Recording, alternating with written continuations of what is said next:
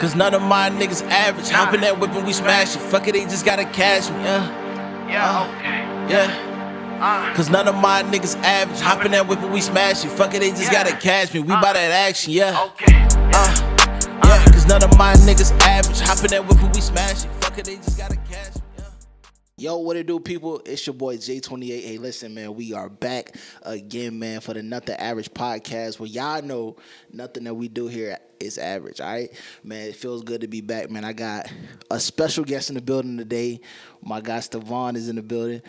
And we got a lot to unpack for this episode, all right? So I'm letting y'all know, sit back, enjoy the ride. It's going to be a fun one, I promise you. So first things first, how I like to do this, man, mental health check, bro. How you feeling today? What's going on? You got something to get off your chest? Go ahead, let it out. Oh, man. First off, thank you so much for that question. I do think in general, black men, we got to huddle together and protect each other in these times. Absolutely. Stuff is about to get serious, if it isn't already. But, you know, I'm feeling great. I'm feeling the wave of momentum, and I'm just happy to be on this podcast, bro. Absolutely, bro. That's what we like to hear. So we gonna get into the shit. You know, let me ask you, how's your mental? Listen, man. I'm blessed, man. Life is good. The family is good, man, and you know I have no complaints. You know, so. Life has just been beautiful, man. You know, just going outside every day, being able to enjoy my freedoms. You know, enjoy the money I'm making, enjoy. You know, it's beautiful, man. I love it, man. So thank you. I really appreciate that. So we about to get into it, man. So let's first talk about who is Stevaughn. You know, who are you? What do you do? What's your brand like? Like, let's talk about it, man. So Stevaughn is. At bottom, Stevaughn is an advocate. Stevaughn is somebody who, you know, I come from very humble beginnings. I love the DMV. Everybody from the DMV know I'm a transplant, though. I'm from New York. And so literally, I went to Howard, and I said to myself, I'm staying here forever. Literally, I just love the DMV. And so there's a number of things that I've seen just in my career. I'm an attorney by trade, by profession, but I love art, I love culture. You know, I love seeing my people do well. And so, you know, just answering that question, who is Stevaughn? Man, I'm an advocate. I'm a champion of, you know, the downtrodden type of thing, and I just want to see us do well. Okay, I love it, man. So, as far like, so you say you study at Howard. You know, I had a shout out my boy Chris Z, man. He was a TV and film major at Howard, man. I love Howard University. Every time I go up there, bro, it's nothing but love, man. The people show me love. Yeah. It's a beautiful HBCU, man. So let's talk about that. Like, how was your time at Howard? Like, what made you want to come to Howard University? Yeah, so Howard was a culture shock for me. Like I said, you know, I am from humble beginnings, and I realized at Howard that everybody black ain't poor, and everybody, you know, black don't have the same experience. Facts. And so that being said, Howard has been one of the most meaningful experiences I've had. I've been able to find my tribe, you know, and still the folks that I met, you know, when I went to law school in 2015, man, we've been friends, some of us for 10 years strong at this point. Wow. So it's just been a place where not only, you know, finding lifelong bonds, but folks at Howard are just excellent, man. Yeah, man. We do our thing. Yeah, I love Howard, bro. Like, I love just going up there, exploring the campus, man. Even seeing my friend graduate. Well, he's like my little brother now. Seeing him graduate was like a beautiful experience, man. You know, seeing the families come together. Black families at that, you know, being there in attendance for that people, it was a beautiful thing, man. So, what made you like want to study law? So I saw Barack Obama when I was 16, 17 actually. I voted for him when I was 18. Yeah. And I was like, yo, who is this man? You know, what did he do in his life? Yeah. And I saw that he went to law, and he saw the law as a vehicle for change, which I don't think a lot of people see it as. A lot of people see it as, you know, money this, money that. Yeah. It's that too. They don't understand it, though. They don't really understand the law. And the thing is that we have to understand it. Yeah. And so when I read his stuff and I saw him, you know, talking about the law, I was like, you know what? I got to go to law school so I can figure out what's happening. Okay. That's dope, man. Like, I thought about going to law school when I was younger. obviously that it didn't turn out that Maybe way. not yet. But I feel like a lot of black people in America, they don't understand the law in terms of how to make it work for them. You know, a lot of us are misinformed. And what would you say to like the average black man who doesn't understand what's going on in America? Like we actually understand it. What would you say to them? Well, it's two things I would say. First, it's gonna be cliche as hell, but the thing is that it needs to be said, and it need to be said by somebody like me. Yeah. The thing is that if you have any kind of musical talent, if you're a rapper, a singer, by necessity, you are an advocate of some sort. Right. And if you can rap, you can defend yourself in front of a judge. You can defend yourself. You can defend somebody else in front of a judge. And so, you know, I encourage people who use language to not limit themselves with their language in any one arena. So that's the first thing that I would say. Second thing that I would say to a black man in particular, when it comes to anything law related, look, make sure that you know, you're not getting cheated out of things, right? Because they know, and we know who I'm talking about when I say they know that if they put it in the book, you're not going to read it. You're not going to read it. Yep, I mean, they put it in the contract, you're not going to read Yeah. it. And a lot of the abuses that people think happen, you know, all willy-nilly, it happens in front of us every day, right in front of our faces, below our noses. And, you know, to a certain extent, I think that folks are okay with it when they shouldn't be. So that's what I would say. Okay, so let's talk about your like law experience. You know, I was going through your Instagram and, you know, just doing some background and stuff. You had some successful wins in your career, you know. So what do you feel is the most impactful one that you've had so far? Yes. So I want to say this straight to the camera. Please do not take anything that you see on my Instagram seriously. Please. It is my gimmick. It is what I need to do to get in front of people. Because you know, the world of show business, you know how it go. People only going to look at flashing stuff, shock value stuff. So that's what I want to say first off. But second thing is, you know, really just making sure... I think the key to everything that I've been doing is making sure that I'm the best advocate that I can be for people. Right. I noticed that, you know, it really comes down to how well you know your case. And, you know, I take a very uncanny approach or approach that I don't think a lot of people take. I make sure that when I have a client, I know exactly what's happening. I know how to address the issue. Right. And we just do, you know, briefing sessions to make sure that we're successful. I did forget your question, my fault. Sorry. I got wrapped up just talking. No. So, what is your most impactful win? You know. Got you. So my most impactful win is hard because I love all my wins equally. But I would say my most impactful win was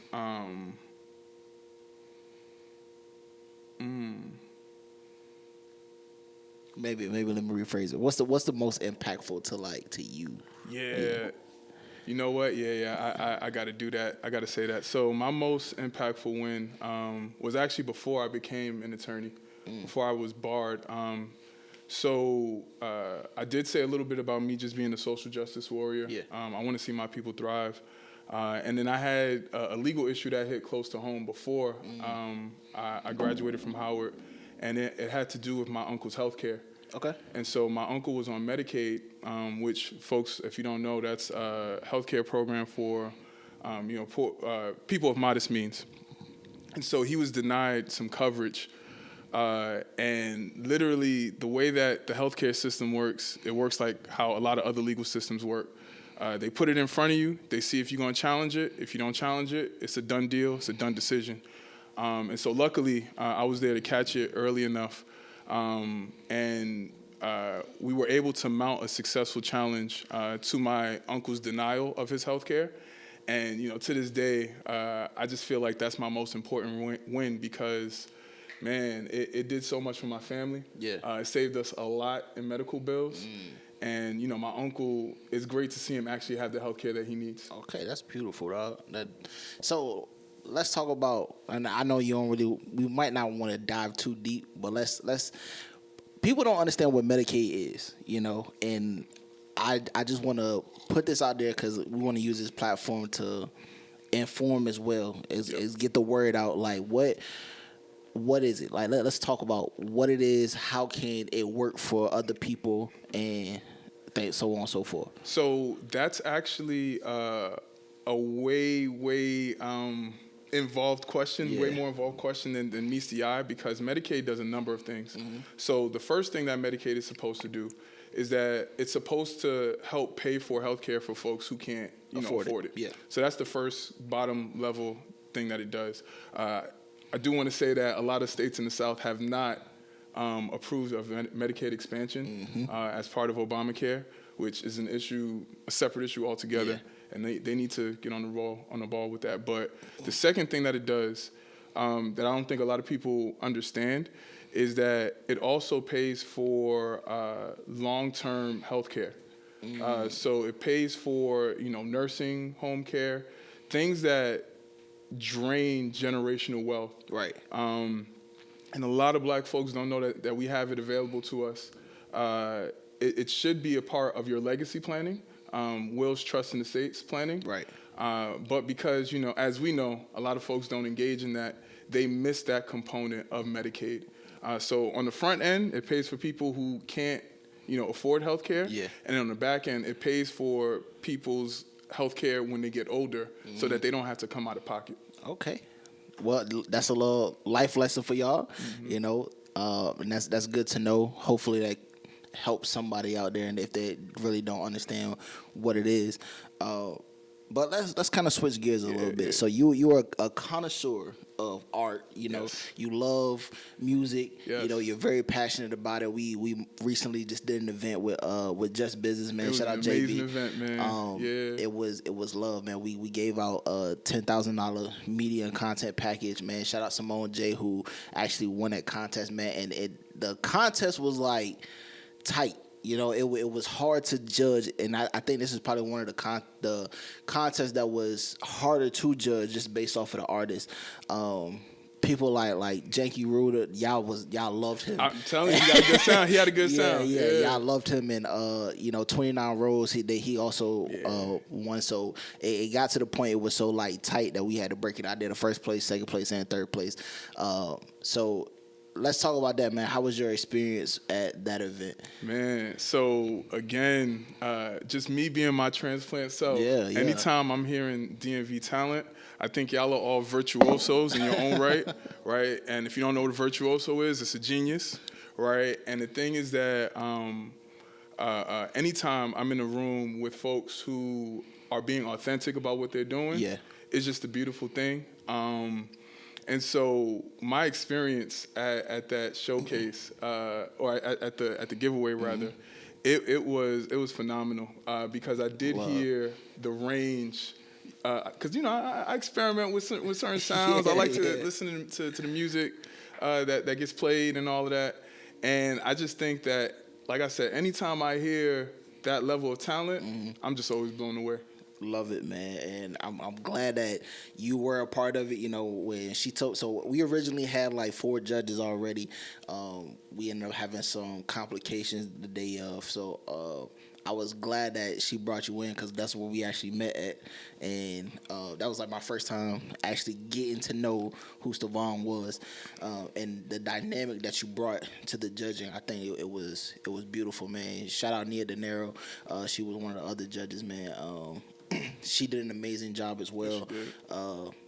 It was just love. The event was love. It wasn't no animosity at the end of the night because everybody know they came and they brought it. They brought it, and the people that won, they won it for a reason. And we was able to explain that to them. So I think that was dope, man. And I'm gonna just shout out Just Business, man. Mia really does her thing with the events. you know, and a lot of people undermine that. She really does her thing, man. She's very passionate about her community as well. Even with the football teams, they have charity events and all that stuff that they got going on, man. It's beautiful, man. So shout out Mia as well, man. Yeah, I want to give a very big shout out to Mia. Mia, if you watch this, you are the best. Yo, keep on doing what you're doing. Yeah. Do not be discouraged in any respect. We all love you for what you're doing. Keep on going, please. Yeah, man. Beautiful person, beautiful soul, man. So, like you said, if y'all watching this, man, make sure y'all go support Just Businessman or what she got going on. So, you love music so much. You got a playlist. I do. You I have a number of playlists, yeah. actually. Yes. A number of playlists that you share with the community, that you want to share the sounds of DMV. Yes. Let's talk about it. Yes. So first off, I don't mean to impose on anybody doing their thing, and I don't ever want it to come off like that. My biggest thing, so I was a band geek when I was younger, right? So I do have a little bit of expertise. I know what I'm talking about. I know how to read music, all of that. But my biggest thing, and I felt the same way when I was in New York, you know, coming out here, just in general music, black music, we got to fix the drums. I don't care what else y'all do with the crowd. Fix the drums. The drums are starting to get trashy. Yeah. And once we lose the drums, we lose the music. Okay. And so just really, so coming out of the pandemic, you know, I feel like I had lost my ear for music. I had lost a lot of the stuff that motivated me to listen to music as a result of like the pandemic, you know, just certain personal things that I was going through at the time. And so the playlists have not only been a way for me to discover more music, but to connect with the creatives here that I've been meeting. And man, like I said, I'm just always blown away by the kind of music that I hear when I'm putting together sounds. So. Okay. So let's talk about what you're from New York originally. Yeah. You know, you listen to music from New York, things like that. What do you see as like the major difference between like New York and DMV sound? Oh, so the difference between the New York and the DMV sound right now, New York is trying to find its sound. The DMV, you guys have a sound, and you continually chip away at what the essence of that sound is, but just in terms of bringing it out, that hasn't been done just yet. The ones that know how to do it, they keep on doing it. And I think everybody is starting to realize that, oh shit, no, there's a sound. Yeah. And so that's been the fun part, just trying to get folks to see what the sound is. Yeah. So I feel like the music scene in the DMV area is still being crafted. They don't really understand it just yet, you know, and me being an artist myself, I like to play around with certain things, play around with certain, you know, sounds and things like that, just to see where my range is, you know, what does the DMV sound supposed to sound like, you know, we even coming from DC, you know, they got like go-go and all that stuff that they brought out. Virginia and Maryland kind of like, we don't know yet. They don't really know yet, but I do feel like we are creating that sound that we're supposed to have, you know, compared to other areas like Atlanta. You know, when the Atlanta artist is coming out, or somebody from like Mississippi or something like that. Like, what is the DMV sound supposed to sound like? Man, you know? so I'm gonna tell you just off of my hypothesis, because I look at all of this scientifically, man. And I want to shout you out too, because your sound is definitely in alignment with the DMV sound. So shout out to you. Thank you. But I would say anybody, and then this is an outsider's perspective now, anybody looking for the DMV sound has to focus on who is making the music, right? And so even if we don't talk about go-go, even if we don't talk about people like George Clinton, things like that, right? You got to talk about Wale. True. Right, you got to talk about Shy Glizzy. Facts. Right. The thing is that you also have to talk about producers. You got to talk about Timbaland, without a doubt. Without a doubt. And you got to talk about Pharrell. Right. And so, you know, some of the more successful people who are doing their thing with the sound, the Brent Faiyazes and things like that, they're seeing what those chords sound like, and they're pushing that forward.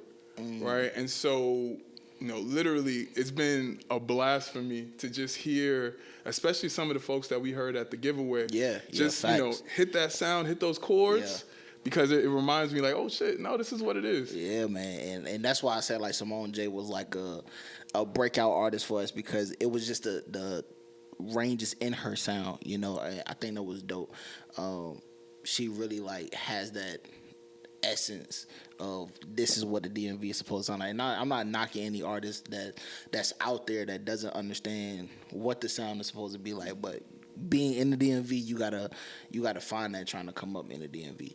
But so what do you feel like an artist is missing as far as the support? Like it's hard to be a breakout, and I'm speaking for myself as well because I've had my share of moments where I felt like I can't really get that break or that support that I'm looking for in the community. So I would say, again, it kind of goes to how I view musicians, period. I think musicians are advocates. I think, musicians have an ability to do things with language that, people admire. And so I think, to answer your question, musicians, in order to get to that plateau that they're looking for, you got to see yourself as a business, right? You're not an artist. You're a businessman or a businesswoman, and your music is your service. Yes. Right, and you have to figure out, okay, how do I get my service or my talent in front of people, in front of the people that it needs to be in front of? Because everybody don't need to like your music. You just have to find the folks that like your music. Let me stop you right there. And you're actually like the first person that I've heard, not the first, but you're the first person on this platform to actually talk about it in that way. Because once I figured that out, as far as how to manage myself as a business and run myself as a business, I started to see so much more gain. Yep. People started streaming my music more because the outside looking into you, it's about how you look, what's your gimmick, what are you selling to people? Yeah, the gimmick is what sells. Like that is literally what sells. So like you're literally the first person, and I commend you on that because people don't talk about that. They don't talk about the business side of it. And I think that's where we really lack it. The business side of it, you have to be structured a certain way. Absolutely. You have to go get that LLC, go brand yourself the correct way, and push yourself as a product. Don't just push yourself as I'm this artist or I'm just J28. Buy my music. No. Like run those ads, you feel me? Like have it set up the right way, man. So that was a amazing point, bro. I'm gonna let you continue. And I was gonna say, just to piggyback off of what you were saying, I think just seeing yourself as a business, it can mean a number of things, right? I think for me, what it means is that that there's certain brands that Ferrari won't collaborate with. Right? Yeah, you know crazy. That there's certain brands that Ferrari will collaborate with, right? And that's not to say be high and mighty or anything like that, but it's really just about finding your tribe, finding your community. Community is very important. Literally, I think to make that breakthrough, you have to find your community. You got to find folks that, they just like what your business is about. Yes, sir. Period. I love it. See, and then I'm really hoping that they tune into that part because people, like I said, they don't really understand that. And I see so many artists that come to me and they be like, yo, bro, like, can you help me out? Can you, let's collaborate. Let's do that. Like, I don't do a lot of features with a lot of people for that reason, and I look at my image a certain way. And I'm going to give a key example, right, of how people look at me. So maybe like 3 days ago, I was on Facebook and I seen something that I didn't like. I seen something and I shared it and I spoke my opinion about it. And actually I'm gonna just bring it to light. So shout out to Keyshawn Davis, man. He just had a sold out fight in Norfolk. I don't know if you know who that is, but he was a Olympian boxer, won the silver gold medalist. I said silver gold medalist, silver medalist for the Olympics, and he ended up he's like actually a big time fighter, and he just recently came back home to Norfolk, had a sold out fight at the Scope. And so many people from the city was down on him.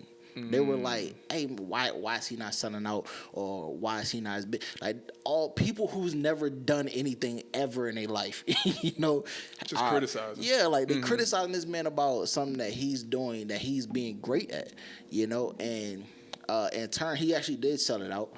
And I spoke my piece. Like, why are people that has never done anything that he's doing speaking about what he's doing? And it turned into a whole argument, whole argument. We going back and forth for this post, and I'm a shout out to my godfather, man. Shout out to Righteous. He called me. He said, "Why are you doing that?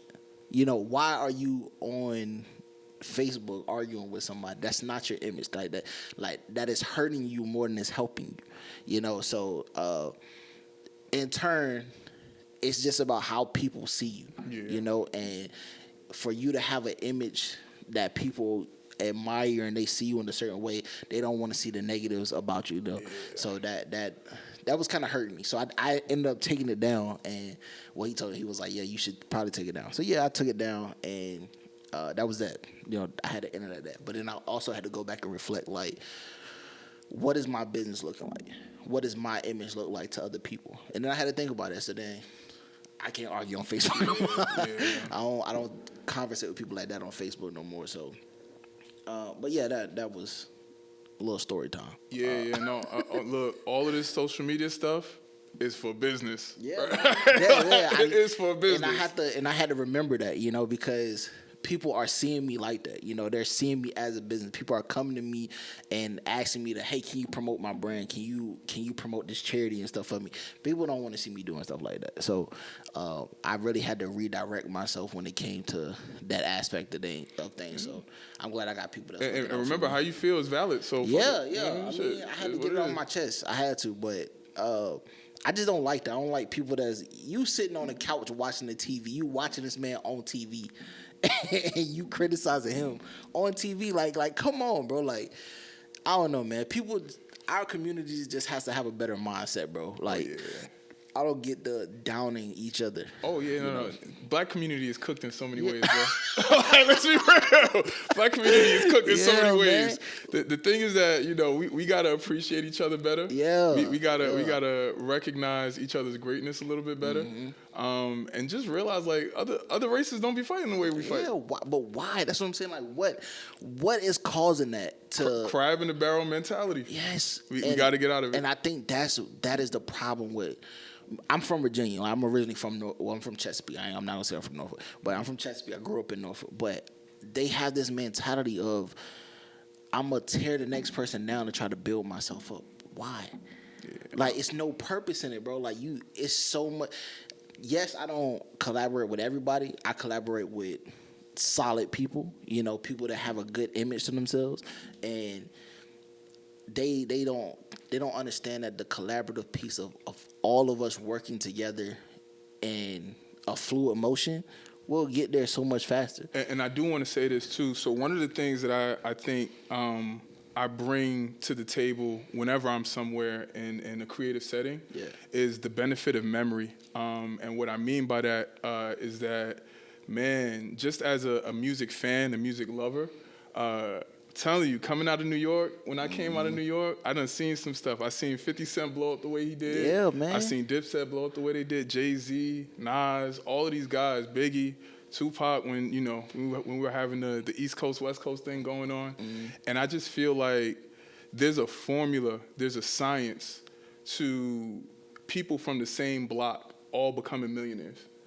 People from the block, across that block, becoming millionaires. Yeah. People from another borough becoming literally so many millionaires made, so many jobs created, so much beautiful music made in a 5-mile radius. Yeah. You know what I mean? That doesn't happen by accident.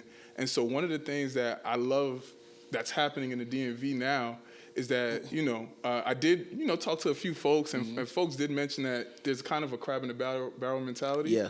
I think folks are coming out of that. There's money to be made. There's music to be made. That's right. And it is my fundamental belief that if everybody locks in, everybody can make it.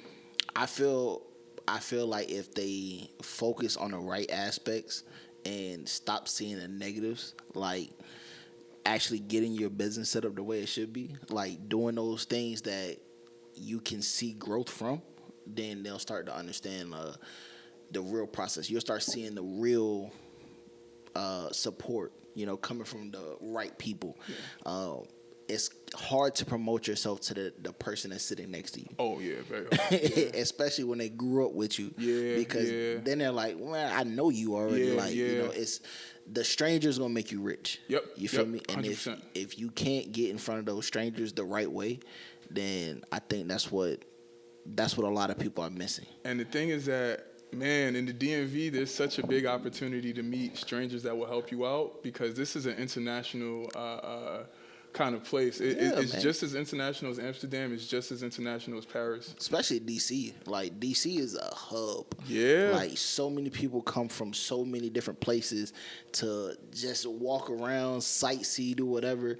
Man. And if you do it right, you'll get in front of those people, man. And look, mark my words. Tell me, DMV, I love y'all. The thing is that y'all are about to blow up in 5, 4, 3, 2, 1. Just got to keep on locking in. I love it, bro. I love that. So, what's some advice that you would give just to anybody out there? Anybody that's watching this right now that's saying like, I want to hear what Stevaughn has in store.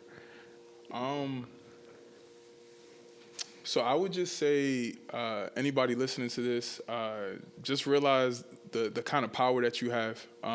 Realize how far confidence is going to take you. True confidence. True confidence. And, don't be afraid to go against the grain. I think in this generation, there's too much groupthink. Everybody thinking like everybody else just because they thinking that way. And again, folks here just so special, right? And I think you have everything you need in order to be successful. That's love. That's love. So for me to let's just think about something, and I want to put that like really in perspective, because this is nothing average. So we ain't gonna talk about nothing that's simple. I want to tell y'all that even me meeting, Stevaughn, I met him we met like 2-3 weeks ago, give or take. And like, to me, just off of the energy, the vibe, the talks that we had, the conversations, it feels like I've known you for a while, and that's crazy. It's crazy to say, because I don't connect with people like that. And I'm gonna tell you why. People think zodiacs and stuff is like a real thing. I don't know. I don't believe in all that. I ain't gonna say I don't believe in it. I don't get into all that. But it's just how we connect and interact. And it's been a lot of people that I met in DC that's like that. So it's kind of crazy that you coming from New York and you being in the DMV area since we met, and we kind of just been locked in ever since, bro. So I just want to say that I appreciate you. I appreciate everything that you're doing, everything that you got going on, everything that you're bringing to the DMV area.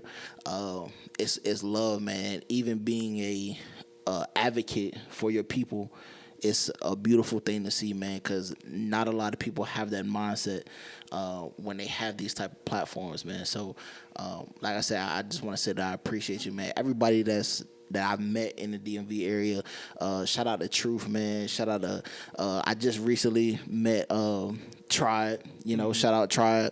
They coming on board to Infinite Empire as well, man. Shout out Jay Money, just signed on to Infinite Empire as a director of media. He behind the camera, so shout out to him as well, man. Shout out Beloved. I ain't gonna forget you, Jamari. Yeah, see, I got it right. Man, so just shout out to all of them, man. Everybody that's been showing love, man. And I just want to encourage you to keep going, bro. The same way that you're going to encourage somebody else, man. Keep going, keep pushing, keep striving to be the best person that you could possibly be, and continue to help people like you are, man. And that's beautiful to me, Thanks, So, without further ado, you got anything? No, I just want to say, Jay, thank you for the platform. Thank you for the opportunity. This has been a dope time just to chop it up, like we've been talking about. Again, for me, I want to see everybody make it. I want to see everybody do their thing in whatever capacity. that they're able. And I just love being a part of your legacy. Yeah, you know what I man, mean? I You're doing your appreciate it. thing on Nothing Average podcast. Thank you. And, you know, my whole thing is that any way that I can support, any way that I can help out, I'm here for you. Absolutely, bro. It's a lot more things that's gonna be in the works. Y'all gonna see us working a lot more. Y'all gonna see his face a lot more. Believe it or not, he thinks that y'all like me. But yeah, y'all I got definitely off will. easy. Yeah. Nah, but like I was saying, man, this is Nothing Average podcast, but nothing we do here is average, man. Shout out to Infinite Empire.